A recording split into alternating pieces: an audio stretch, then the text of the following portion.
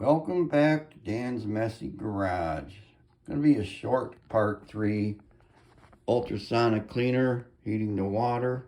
I'm going to try a test, this time using the heater that's built in to the ultrasonic cleaner plus the immersion heater. I don't know if my circuit's going to handle that, because I already know that this heater is 550 watts. That one's 1540 some watts or whatever. So that might overload my circuit breaker, but we're going to find out now. This is still warm from last night, which is amazing. So we're going to be starting out at 26 degrees. So first I'm going to turn on this heater. And then I'm going to plug in this immersion heater. This will go into the,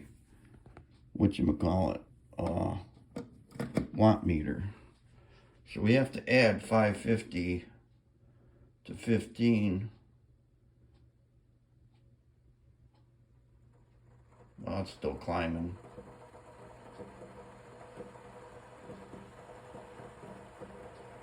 That's 1500. So there's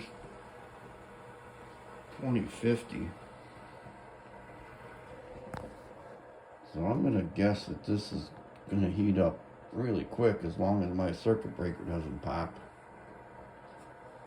So I'm going to come back in about 5 minutes. 10 minutes. We're up to 43. We started out 26. 17 Celsius in 10 minutes using both heaters. 111 degrees. Come back 5 more. 15 minutes. We're at 51 Celsius, 126 Fahrenheit. So raised at 25 degrees in 15 minutes. And I believe that's about temperature that most people use it to clean their parts. So 2 heaters, 15 minutes, you're good to go. Bye.